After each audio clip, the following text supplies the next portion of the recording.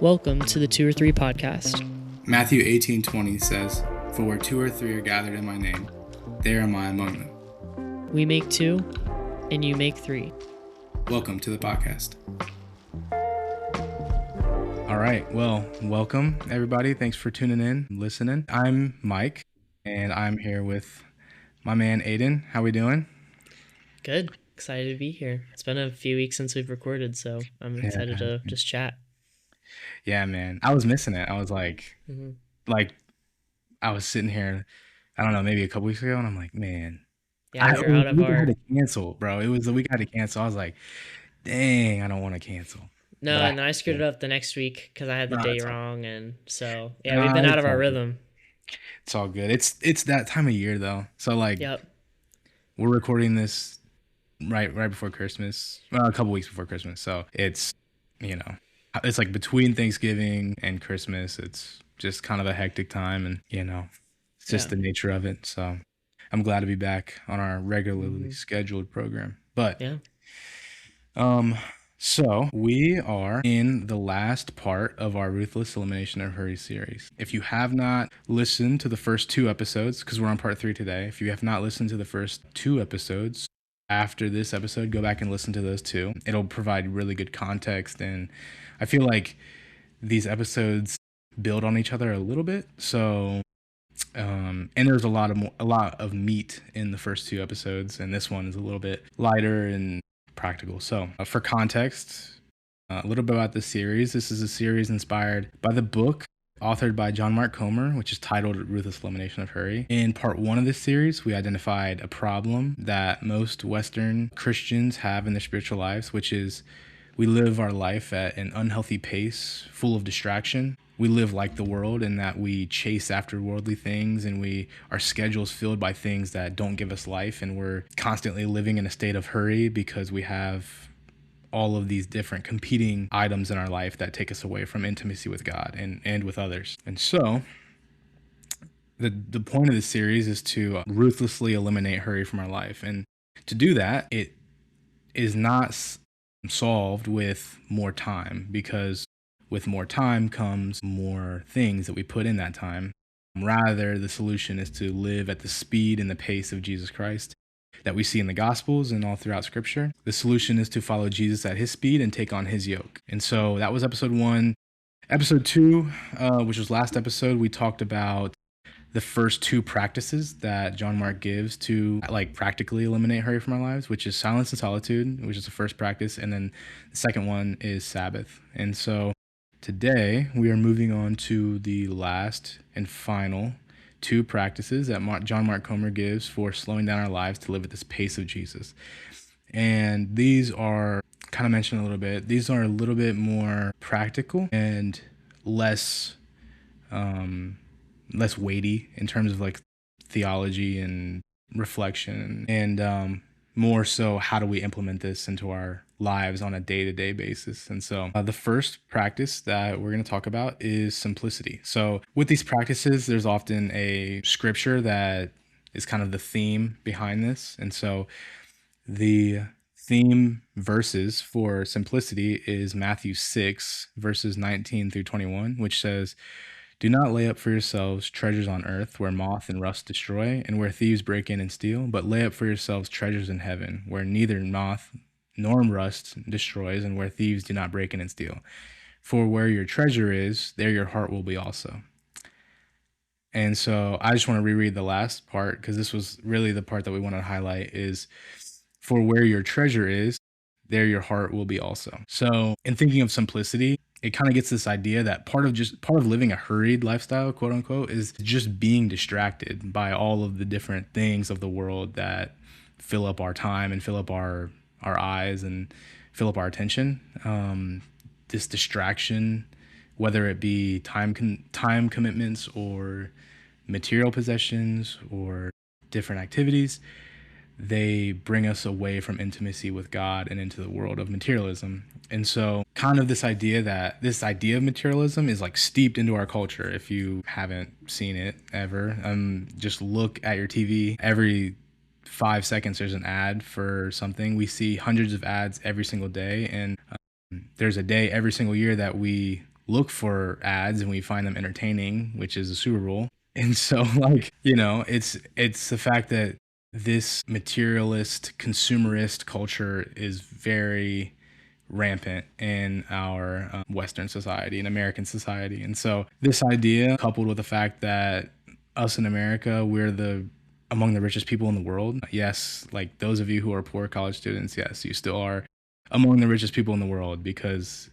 I looked it up. If you have food in your fridge, clothes on your back, a roof overhead, and a place to sleep, you're richer than 75% of the world. And so, with being the richest people in the world, there's no shortage of resources for us to buy more and more things and to live a life where we have, you know, material possessions built up in our supply, and not just material possessions, but also just experiences. We can buy experiences. We can overload ourselves with material possessions and experiences and other time commitments. And so the problem with this reality of our lives being full of a multitude of different things is that with more stuff and time commitments comes more distraction and more time devoted to the things that we own or have built into our schedule.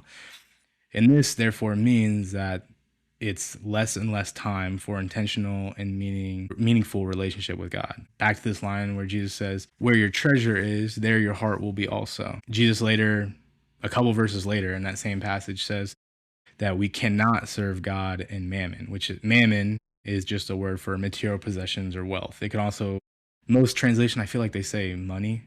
Can't serve God and money, but it really just means material possessions or wealth. And I just, I thought John Mark he called out something that was cool or that was interesting. He said, notice that Jesus doesn't say that you should not serve God and mammon, but we cannot serve the false god of wealth and material possessions, and at the same time, the God of the universe. We have a choice, God or our mammon.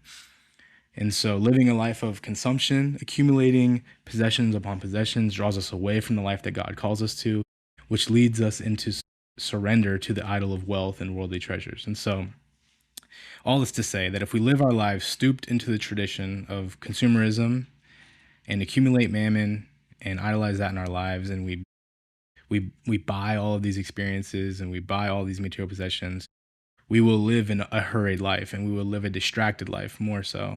And that will lead to a shallow or even non-existent relationship with God. And so the way to counter this, to ruthlessly eliminate hurry, to ruthlessly eliminate this idea of filling up our life with possessions and experiences, is to live a simple life, or for the term that John Mark uses, to live a life of simplicity. And I want to be clear that like simplicity is not living with nothing and like voluntarily going into deep poverty. It's just living with less. It's just basically getting rid of the things of our life that don't give us life, and don't bring us closer to God. So from Joshua Becker, who is a pastor and a writer, he defines simplicity as the intentional promotion of things we most value and the removal of everything that distracts us from them. And so all that to say, it kind of gets to the point I was saying earlier, to not live with nothing, but to live with less and promote the things that are truly life-giving and get rid of everything that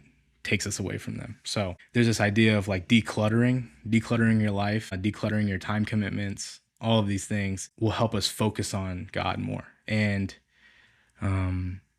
yeah. And so this can mean looking at your schedule and figuring out what doesn't give you life and canceling it. It can mean getting rid of the things that you have stored up in your closet that you haven't, worn or used in months or whatever. It can mean anything, but it's just an overall theme to declutter the things of the world and to promote intimacy and time and relationship with God and others. Question for you, Aidan, is like, so that's kind of the idea that John Mark lays out. What are your thoughts on this idea that simplifying our life around what really matters can help us grow deeper into relationship with God? This is really good, and I think that you gave really good context for this already. Just kind of going into this, we live in a world that gets more and more complicated. Like everything gets more and more complicated. Think about like your coworker or like your grandma that has to deal with like a new version of some software or something that they got used to. I have a lot of coworkers that we use Outlook, and like they still use the old version of Outlook, even though the new version's been out for a couple of years. I think it's been a couple of years. It's a hard thing to move to that new thing because it feels more complicated. It's like this new thing. There's always new and more complicated and fancier and better. And so it's a really important question that is really hard to answer in a world that just like doesn't allow us room for this. I think for me personally, this is an area that I feel like I've gone, this is going to be my answer for like every question on this podcast. There's been seasons and I've gone up and down on this. There's definitely times that I've done better at ignoring the consumer itch in my head and in my bones.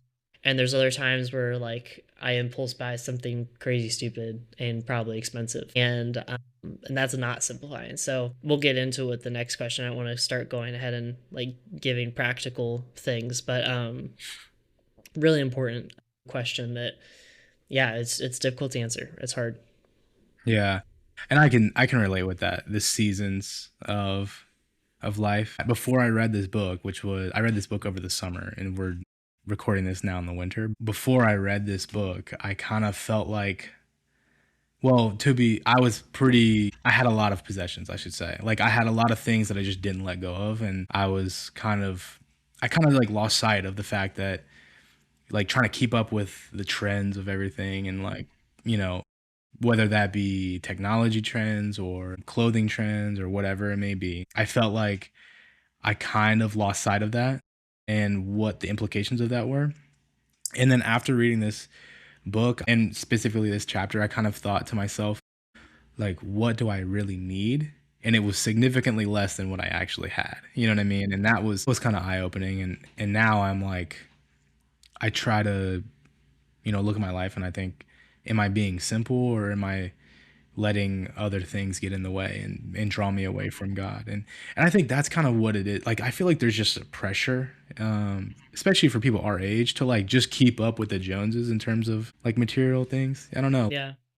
I feel like there's just trends, especially with like social media and everything. There's just a lot of trends going around, and if you're like not a part of the trend, then you're kind of left behind and it's like not in the loop. And I don't know, people can feel pressure to just buy the thing that's hot. You know what I mean? Mm-hmm. I don't know. Yeah. It's just a lot of pressure from the world, I think. FOMO is a real thing, and Yeah. I don't want to make a claim that it like wasn't a thing before our generation or the generation before us, but I would be hard pressed to hear anything that would say that it was like as bad or worse. I feel like it's gotten worse and it's gotten Hmm. more widespread. Like, I don't know, I just feel like more people have that in their body and in their head now, where, like you said, I'm glad you brought up trends. Like, oh, there's this new trend, or like there's this new thing I have to buy, or I don't know, new show on TV that like everybody's watching. I have to watch, Yeah. or else I can't be in like regular conversation with people. I think it's like the access to everything that we now have this portal. I sound like such an old man right now, but we have this portal that shows us things that like there's no reason that we need to see, Mm. but it shows us everything too. And because it shows us everything, there's more that goes into our head that then we start to think of as, oh, I'm missing out on that, or Mm. like I don't have that. And it's dangerous. It's dangerous. Yeah.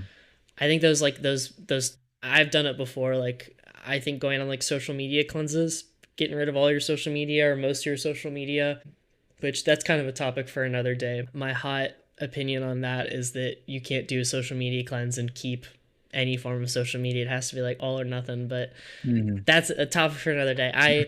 But I think that like that is like you find out a lot about like how reliant you are on keeping up with stuff, but then kind of in the middle of it towards the end of it you realize I really don't need to keep up with all that. There's really not that many important things. Like it's all kind of just junk and garbage and random stuff. Yeah. Well, and that's the thing too. It's like to bring back to why this matters. It's like imagine your mind filled with the things of trends and keeping up with all of the different advances in technology and all these different shows that are coming out and all these new clothing trends. Like, imagine the mental capacity it takes to try to keep up with all of it and try to, like, I guess the world's getting, you said something that I thought that was good, like the world's getting more and more complex. And then just think about the mental capacity that it takes to keep up with that. Yeah. And it's like, imagine if all of that mental strength and mental effort was put towards something that actually gave us life. And it's like, that's why simplicity is a huge deal. You know what I mean? Because we can fill our minds with so many things, and then when it comes time to read our Bible, we feel like we can't do it because our, I don't know, we're too tired mentally, and we're just, I can't think in the morning. And it's like, well, we should probably declutter our life and focus on what really matters in order to have a relationship with God that is intimate and deep and transformative. And so that's kind of, I think that's why it matters. Yeah. I think that's why, like, this is when I first read the chapter of simplicity, I was like, simplicity in a book about like being too busy. I don't know, like, but it's really about being distracted, and Yeah. that's what's important. So, Mm-hmm. Absolutely. so, so then I guess, like, going into the practical sense of it, Aiden, what do you think are some practical ways that we can implement simplicity into our lives?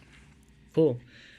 This is kind of perfect timing. I just finished a 4-day fast. It's the first time I've ever done, like, fasted in general, which is something I realized towards the end of it is like, I don't think I've gone a full day without food once in my life. And that is so, like, if you think about other people in the world that don't have that privilege, you realize the privilege you have in that moment. But man, that's a really good way to make your life simple. And I don't want to go into crazy detail on it because I'm sure we'll do an episode on fasting in the future and we can talk about it more in detail. But because it was the first time I was doing it, kind of my thoughts afterwards were the first couple of days were over a weekend. And so those days I did better in the time that I kind of treated it as like anytime I felt hungry, felt like I was struggling with it, or like would be eating, like that's time that you could spend with the Lord. So way of simplifying your life, just literally removing something out of your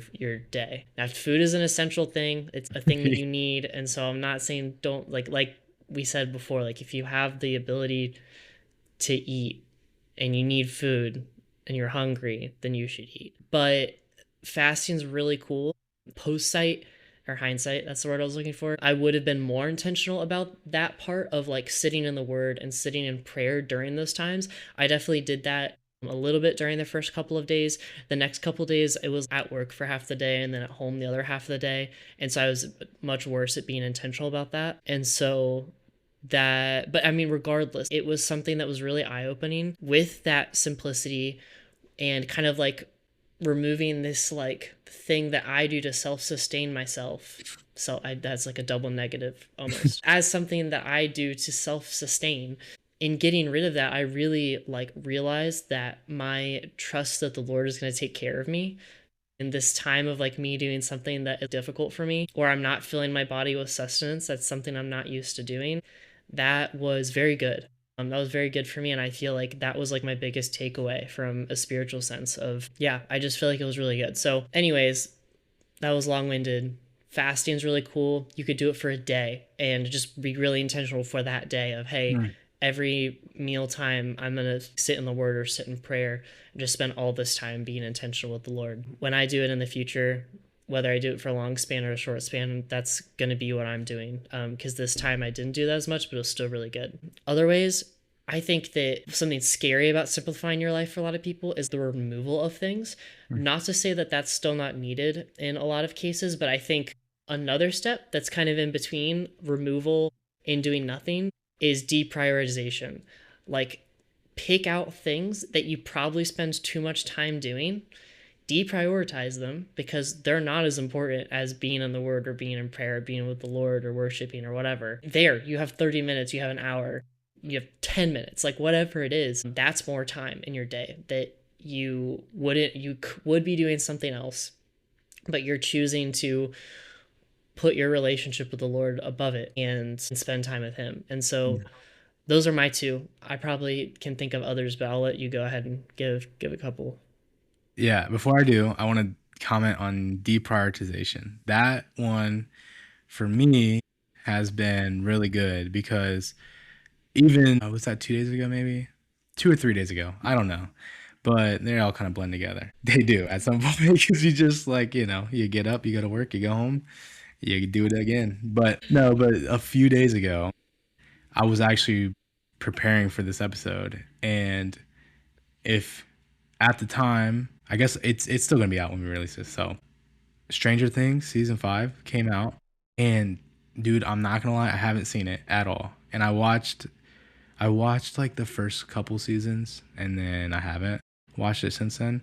But I was like, I felt like a really strong like temptation while I'm about to start reading the chapters in the book and start writing down some notes that I had to like go like watch this show. I was like, oh, I need to watch this show. I need to watch the show.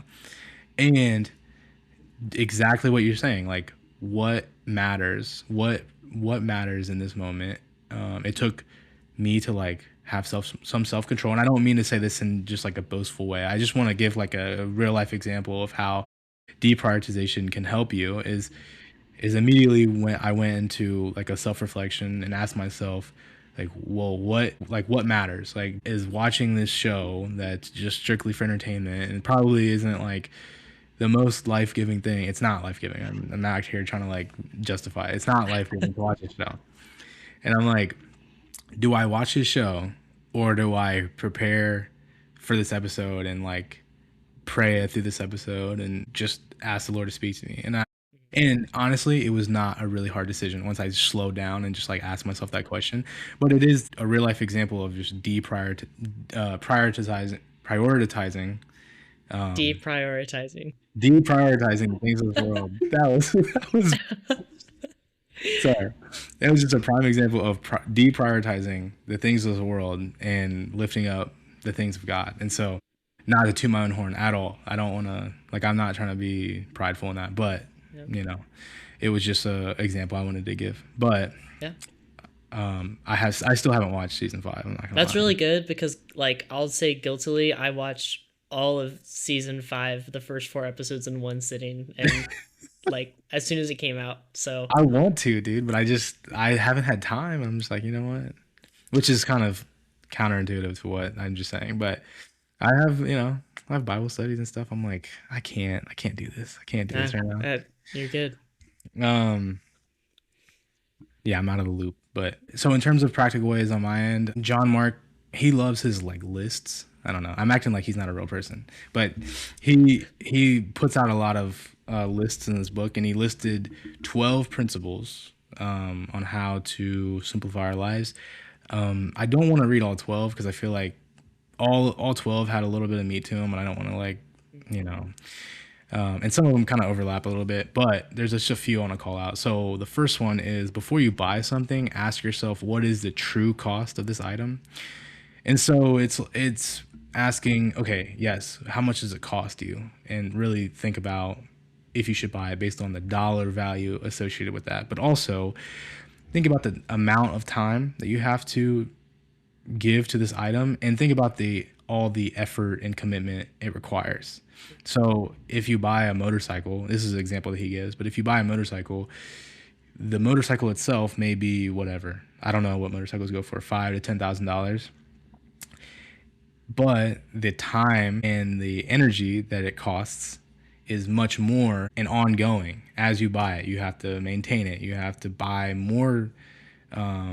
You have to buy more parts for it, fix it, right? You have to commit a lot of energy to this. And so obviously we're not all just buying motorcycles every day, but even if the small things, ask yourself, when I buy this, how much time is it going to cost me? How much commitment will I have to put to this? And really think to yourself, is the true cost, the money, time, commitment, is all of that is it worth it? And so another one that I wanted to call out, which this is like this is bad for me, I'm not gonna lie, but never impulse buy.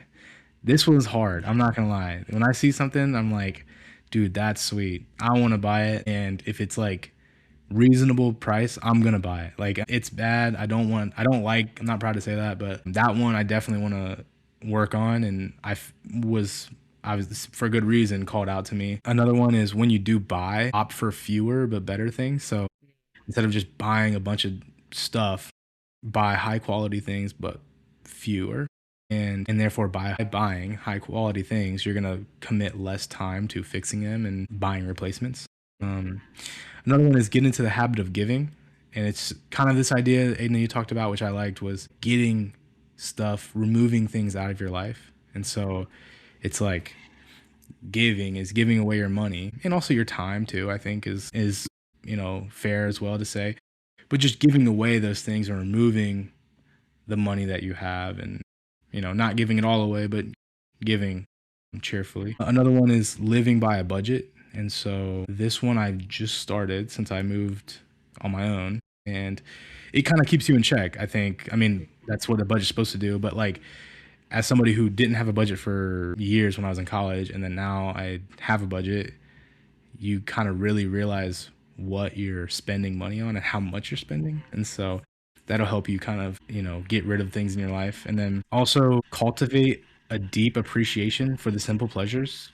So I feel like this is a long-winded way of saying, just appreciate what you have. Another one that he calls out is to cultivate a deep appreciation for the simple pleasures, which I think really boils down to just appreciate life. Don't be content in what you have. Like, appreciate the fact that you can wake up and see a nice sunrise, and appreciate the fact that you have food on your table every single day, and that you have, whatever blessings that God has blessed you with in your life. Just appreciate those, and don't live a life of discontentment where you need the next best thing every single day. So that's another one. And then the last one I want to say is just, he points out that advertisement is a lie, and it's propaganda, and it's recognizing that lie. It's seeing that advertisement and advertisements usually will tell you that this thing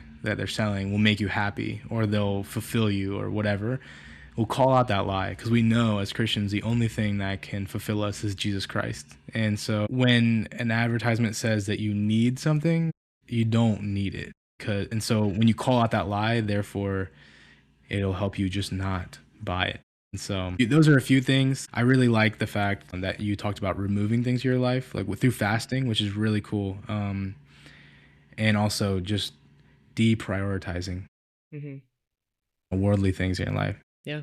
I'll add one more thing before move on to the next one. I liked what you said about just the budgeting stuff and impulse buying. I think something, because I'm speaking to this because I'm bad at it, and I'm still bad at it occasionally, but maybe not as bad as I used to be.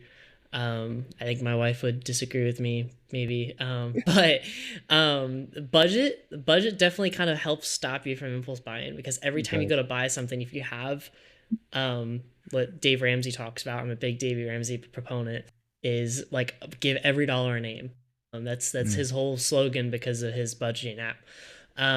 But once you assign your budget, like, there's truth to that. Put every dollar somewhere. That doesn't always have to be towards an expense. If there's leftover at the end of the month, throw it all into savings or throw it at debt or whatever.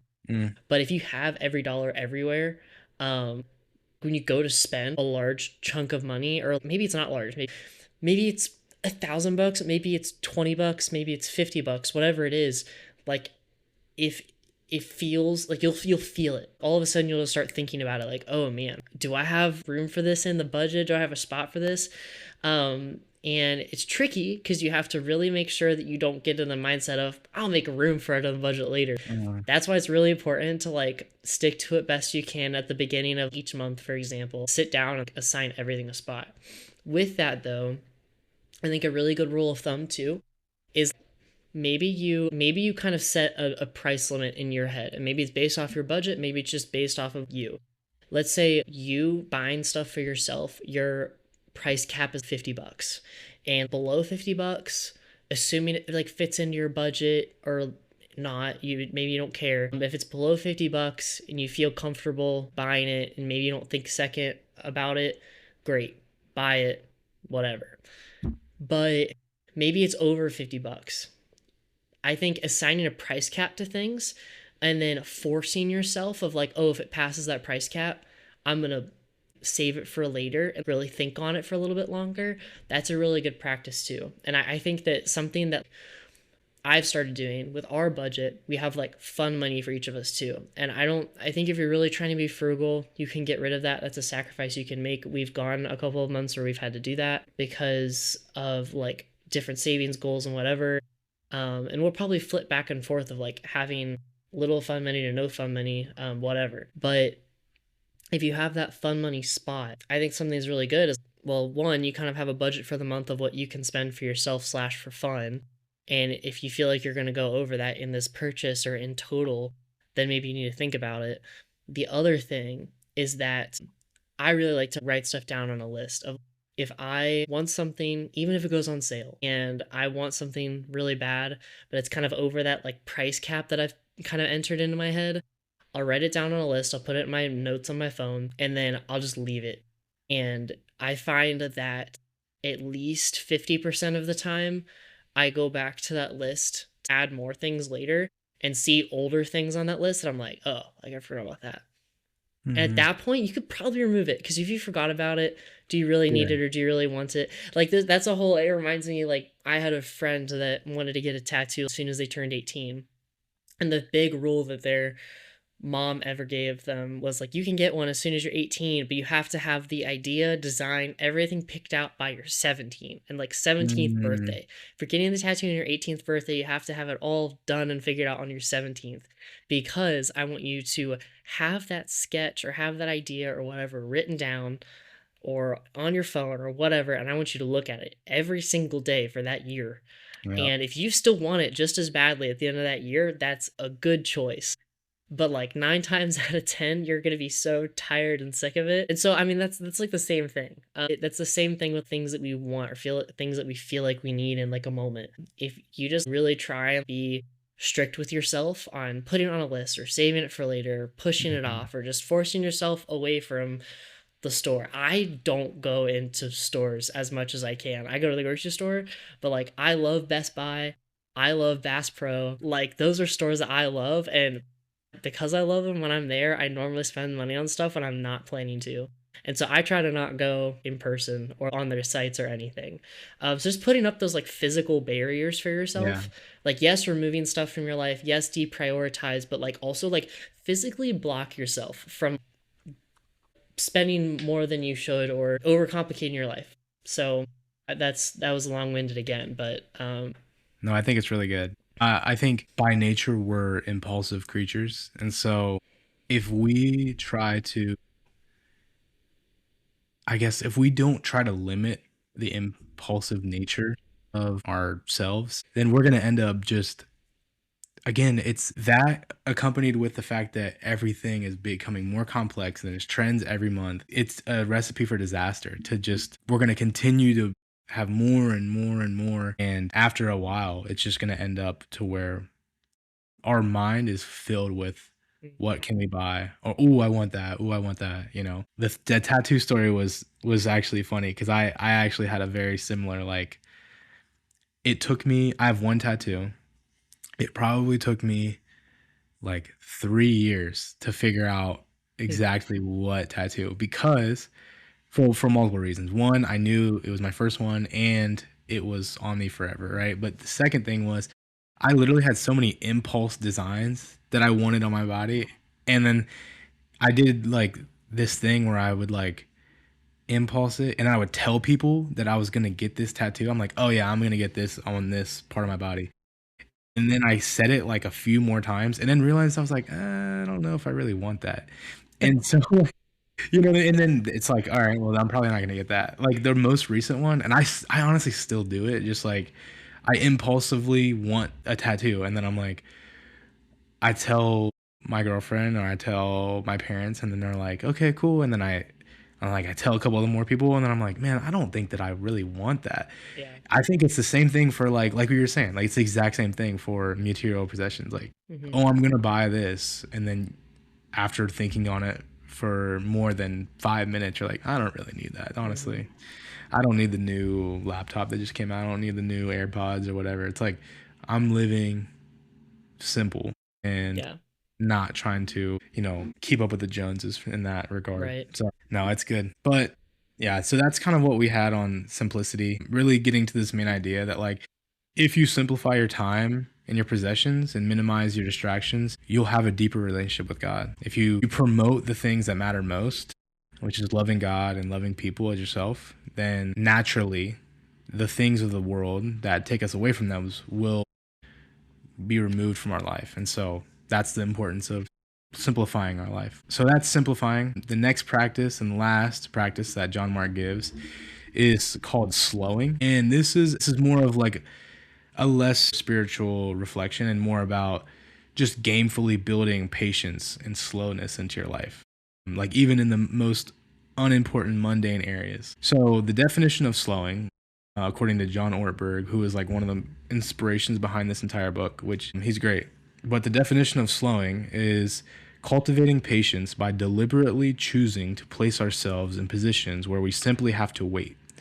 It's this idea, essentially, where if you slow down your life, your daily habits, your body, then your soul will slow down, your mind will slow down, your entire life will slow down. And so in this chapter, there's not a lot to it.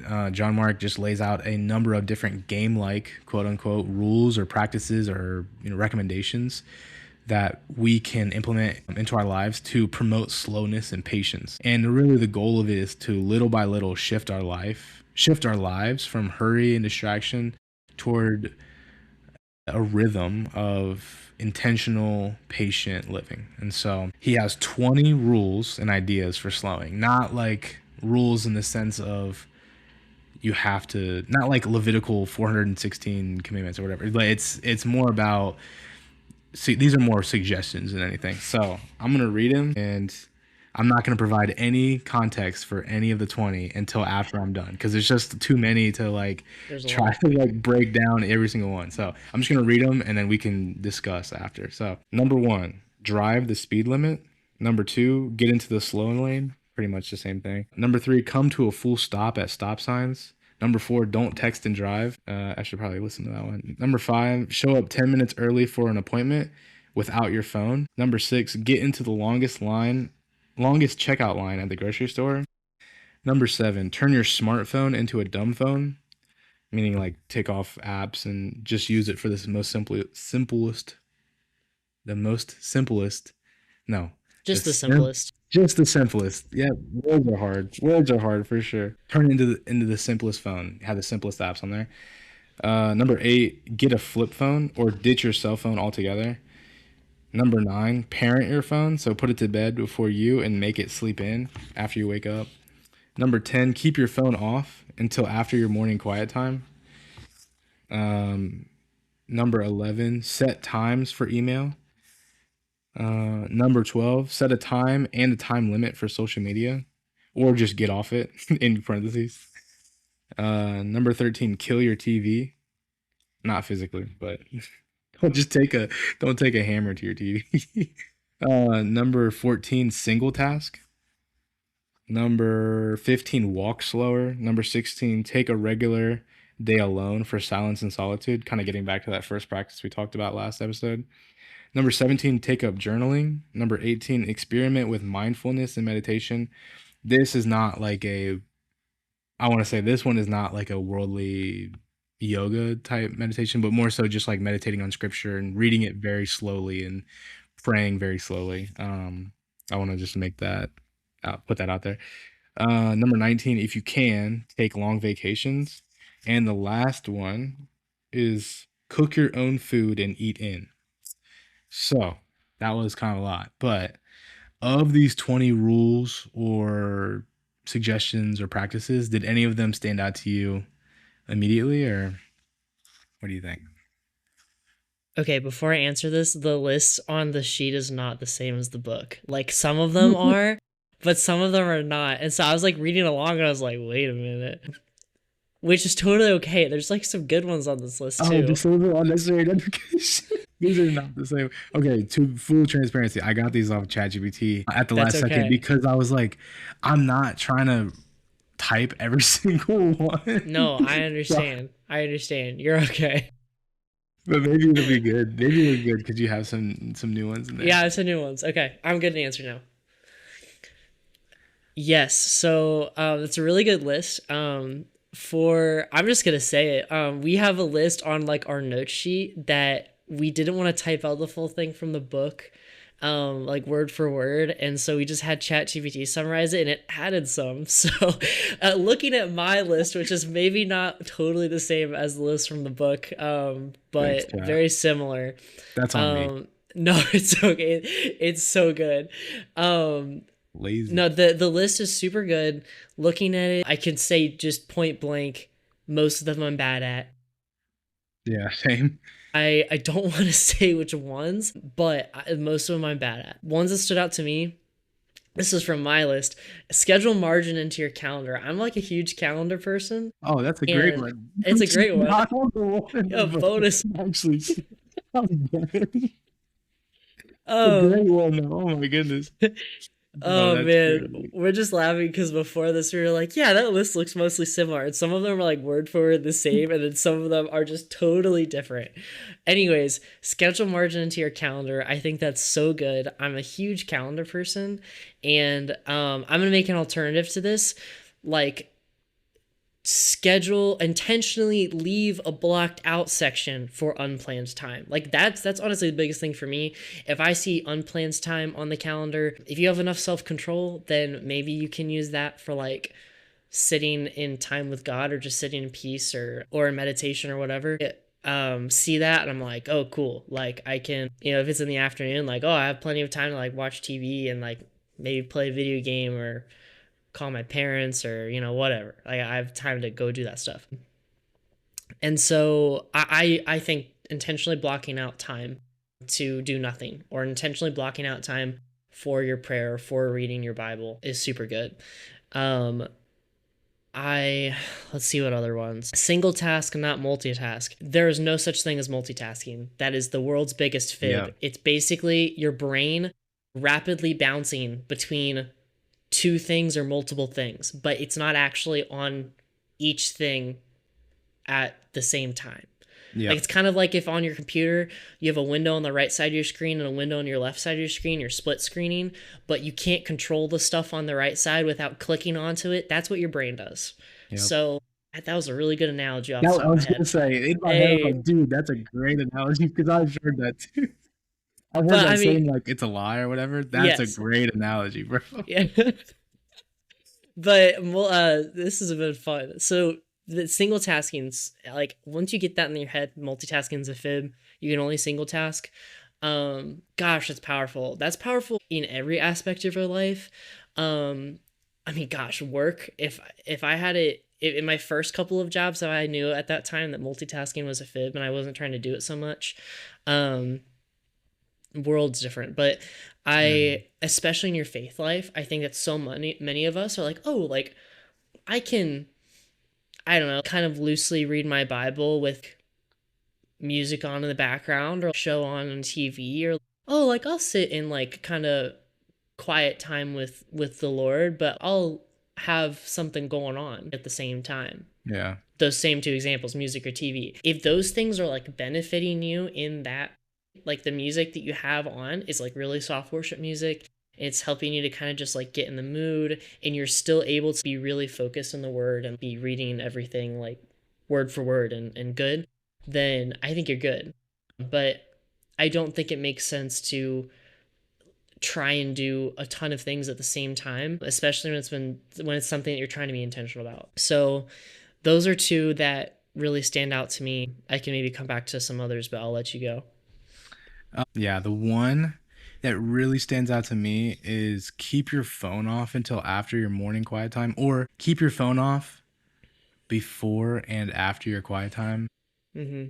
That one, whether it's in the morning or whenever, that one for me was like, I guess, bold letters, max font. Like I was like, oh yeah, that's a great one. Because I don't know, like full transparency, how many times have I, especially when I was younger in my faith, I had times where I would go and have quiet time with the Lord, and then at the same time, I would get a buzz on my phone and just pick it up for a quick second and look at it and put it right back down. Even that is, again, a distraction and taking us away from intimacy with the Lord. And Yeah. I know it's small, but like little things lead to big things. And so Mm-hmm. for me, like I've been really diligent recently in trying to, when I wake up, because I usually go into quiet time in the morning for like 45 minutes or an hour or something. I will try my hardest to just I need my alarm to tell me like when I have to be ready for work or else I'll be late. But I like put it like feet away from me. Like I don't even really know. I just put it like else somewhere else so where I can hear it. But I really try not to like look at it or even like check my notifications when I wake up in the morning. Um, that's a huge one. And it kind of gets Yeah. back to the point of like eliminating distractions from your faith life. I That's also the thought of, multitasking thing too. Like even if it's not yeah, intentional, if your phone goes off and then you look at it while you're like in the word or in prayer or whatever, I mean your brain is cutting away from the thing that you were doing to looking at your phone and then cutting back. And you might not think that's a big deal, but that could totally kind of take you out of your mental state. But go for ahead. sure. No, you're good. Yeah, for sure. Another one, the only other one I think of, and I don't know, maybe I'm weird because I do drive a lot, but the ones about driving, drive the speed limit, get in the slow lane, don't text and drive, which I'm trying to be. I actually am better at it. Like I'm not trying to be better at it. I am better at it. When I was younger, I used to kind of get lax in that, but all of the driving ones, I just think like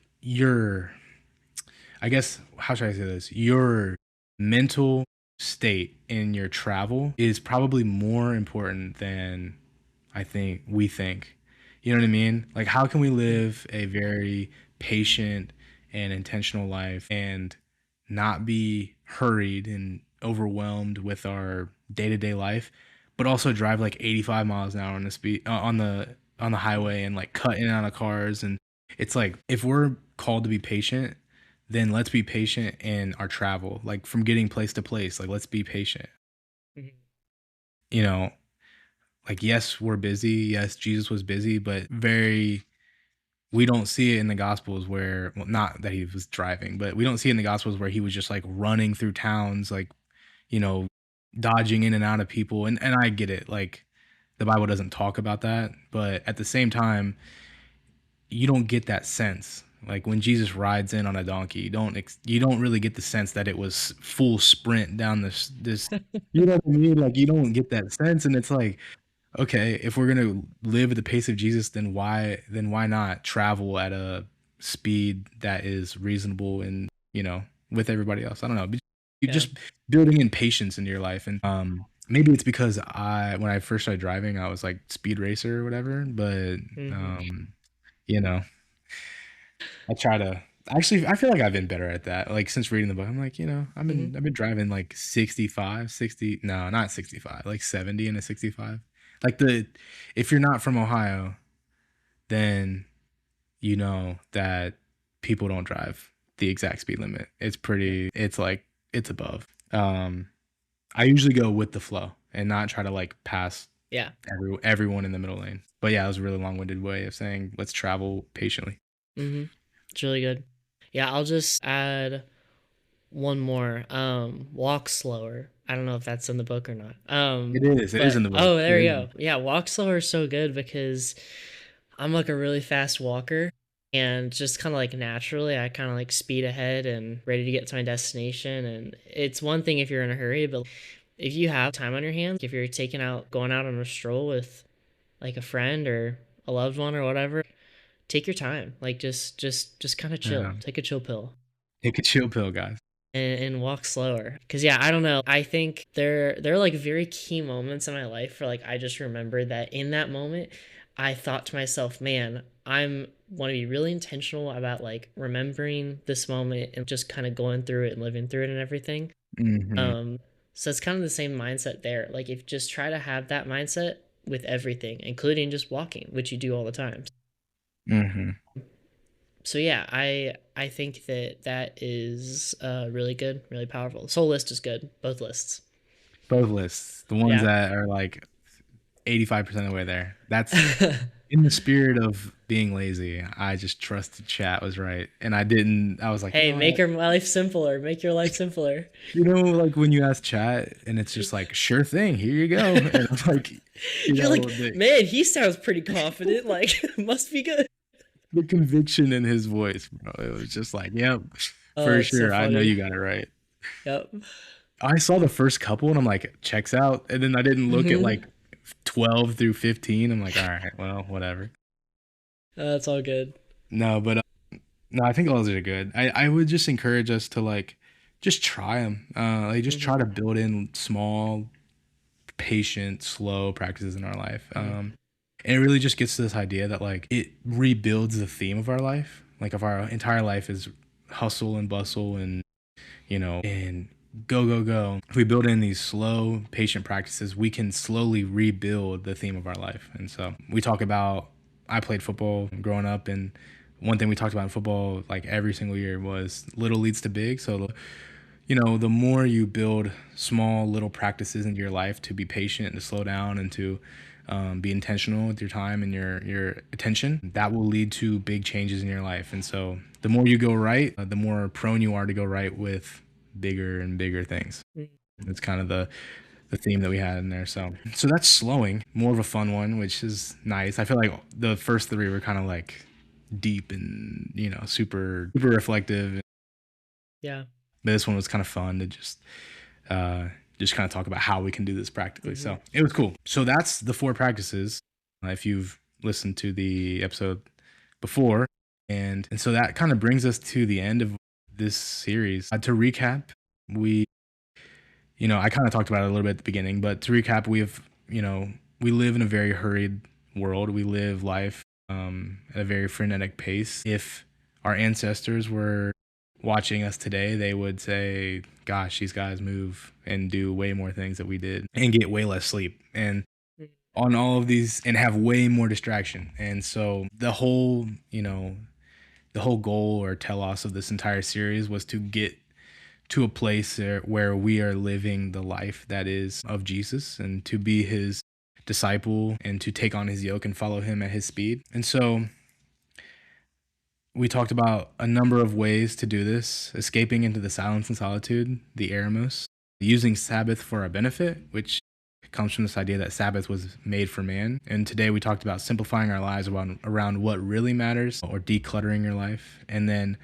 fourthly, we just kind of had a fun time to figure out how we can slow down our bodies, our habits, and therefore our entire lives. And so all of these are not rules or, necessarily laws that we want to just like say. We don't want to implement these on anybody in a legalistic way, but these are more so just practices that are used as a means to an end to build our relationship with God and get closer to him and to live the life that he has called us to live and to do the work that he has called us to do. And so reading the book and then actually rehashing it through the series has helped me kind of identify areas in my life in which I've been lax in terms of being, patient and living a life not hurried. And so it's been really helpful for me, at least, to figure out how I can further slow down my life and figure out what distractions I can eliminate and how I can grow further and further spiritually. And so I do want to say, like, I am not perfect at any of this.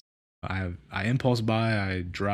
Sometimes I drive fast and in an effort to get somewhere because I'm in a rush, and I'm not perfect, but I will say that after reading this book and implementing some of these practices, I did see spiritual growth in my life just because I was focused on the right things. I was focused on what really mattered, and I deprioritized the things that didn't. And so, as we end the series, I just pray for us, the modern church, that we would eliminate hurry from our lives, that we would live lives of intention for the Lord, and eliminate all distractions, and we would focus on his work. I do want to remind us that this is a series about eliminating hurry from our lives, but it's not a series about eliminating work from our lives. Work is good, and Jesus worked, and we are called to work, and it's just this work is to work for God and not for our own pleasure. And so that's really the heart of the series. And so I would, in fact, I would encourage all of us to strive for work, to want work, and to ask the Lord for what work he has set before us, because Ephesians talks about how God has prepared good works for us. And so I would encourage all of us to strive for that work, but to do so in a healthy manner, prioritizing God and his mission and his cause above our own. And so, yeah. Aidan, anything you want to say to wrap up the series? Yeah, I think it's been great. I think that this is something that's so fitting for me. You kind of said it already. Like, I felt very hypocritical giving guidance on a lot of this stuff because I'm not perfect at any of it. I'm not consistent enough with any of it. So it's all growing points for me too. And I think that it's really fitting for us, for everybody in our generation, really every generation. I don't know if there's like a certain age that you hit where like you're just good at all this stuff suddenly, but Yeah. I think it's really fitting for like a lot of people, especially in kind of it'll be 2026 by the time this episode comes out. So 2026, just everybody in that's living around this time. So yeah, so that is the series. The next thing that we're going to be doing, our next episode is just going to be a one-off. Props to my wife. She came up with this idea because I was blanking on something that I felt compelled to talk about. But we're going to be talking about what we consume as Christians, looking at what we read, what we listen to, what we watch, and just giving points of guidance and just thought on that whole topic and kind of where some struggle areas are and what you can do to kind of ease away from consuming stuff that you shouldn't. So that's it. And it's been great. It's been a good series. Thanks, Mike. Yeah, for sure. Thank you, Aidan, for bearing with me as I kind of talked doom and gloom at the beginning, and there's some points in here that were doomy and gloomy, if that's a term. That's all been good. Thanks, man. I appreciate it. Thank you guys for listening. Yeah, it was cool. Also, I doubt that this is ever going to get to him, but I do want to say, just put it out there. Thank you to John Mark Comer for writing this book, and he put a lot of. I know he put a lot of effort and good teaching in here, and so it's been impactful for me, and hopefully it has been for everybody else as well. Yeah.